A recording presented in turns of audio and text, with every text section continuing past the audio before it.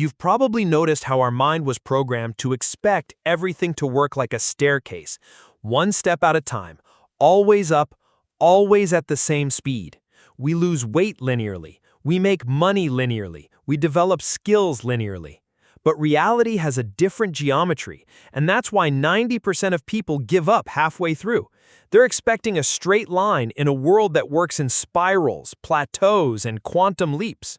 Today, we're going to dissect the true shape of progress and discover why accepting this chaotic geometry is what separates those who go far from those who stop at the first obstacle. Our mind loves simple stories. Person was bad at something, trained every day, got good. Beginning, middle, end. A clear and predictable progression. But that's fantasy. In real life, you spend 3 months learning piano and it seems like you haven't moved. Suddenly, in the 4th month, something clicks and you play an entire song. It wasn't gradual, it was a leap. Or you're losing weight steadily, 2 pounds a week, and suddenly your body stalls for an entire month, no matter what you do, until out of nowhere, you drop another 6 pounds in 1 week. Nature doesn't work with straight lines. It works with cycles, spirals, plateaus, and ruptures. And us, we get frustrated because we're measuring our journey with the wrong ruler. Here's the first problem. Our culture sells the idea that real progress is visible and constant progress. If you're not improving every day, something is wrong. If a week has passed and you can't measure advancement, you're doing it wrong. Lie. Real growth happens in invisible phases. While you think you're not evolving, your brain is reorganizing neural connections. Your body is adapting. Your mind is processing information that will only make sense weeks later. It's like a tree in winter. It looks dead, but the roots are growing. The sap is concentrating, preparing for the spring explosion. All real progress has plateaus, periods where you feel stagnant, doing the same thing, getting the same results. Most people interpret the plateau as evidence they should quit or change strategy. Fatal mistake. The plateau is where real growth happens. It's where your internal system is reorganizing for the next level. It's the invisible part of transformation. Think of water boiling. From 0 to 99 degrees, nothing happens visually. It seems like the temperature is rising for nothing. But at 100 degrees, boom, state change. Liquid becomes vapor. The plateau isn't absence of progress, it's pressure building up for the next breakthrough. When the plateau finally breaks, progress doesn't come gradually, it comes in leaps. Suddenly you understand a concept you've been trying to learn for months. Suddenly your income doubles after years of stagnation. Suddenly you can do something that seemed impossible last week. These leaps aren't luck. They're the result of all the invisible work you did during the plateau. Every repetition that seemed useless, every attempt that seemed to lead to nowhere. The quantum leap is the reward for trusting the process when the process seemed broken. Here's the cruelest part. Sometimes you go backward to go forward. You're developing a skill, improving, and suddenly it seems like you've regressed. You're doing worse than you were doing last month. The mind immediately screams, "You're wasting time, change of plans." But regressing is part of real progress, because true growth isn't linear, it's spiral.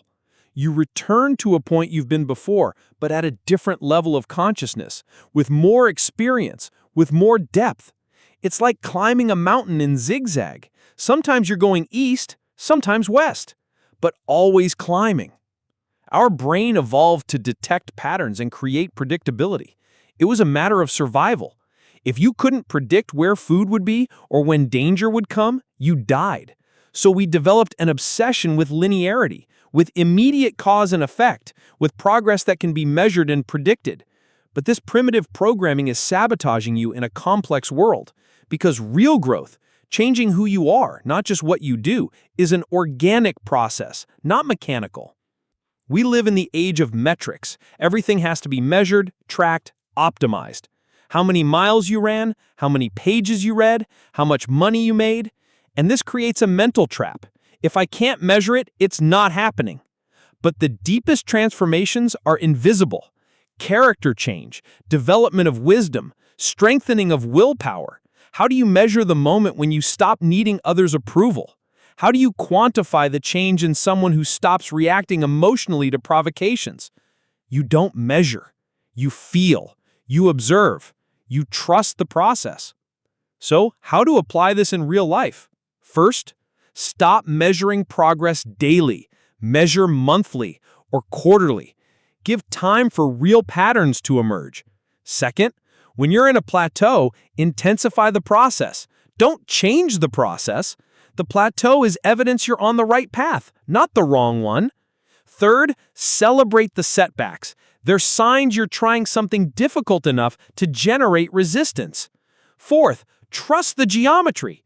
Your life isn't a straight line because you're not a machine. You're a complex system reorganizing itself. Accepting that progress isn't linear has a cost. You'll seem inconsistent to those watching from the outside.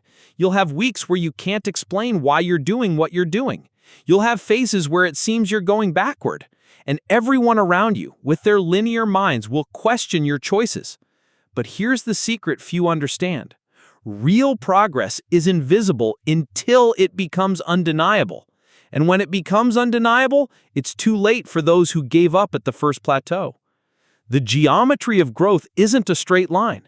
It's a complex work of art, full of curves, leaps, and returns. And you?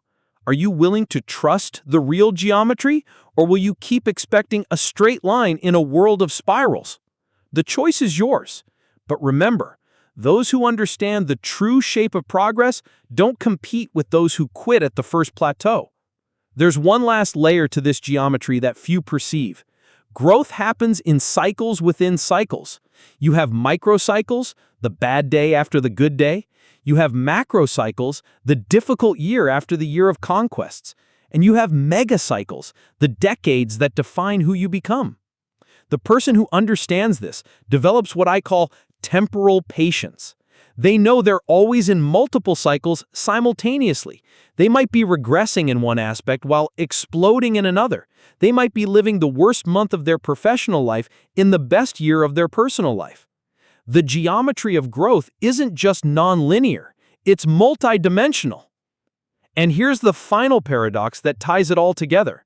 When you stop expecting progress to be linear, it becomes more efficient.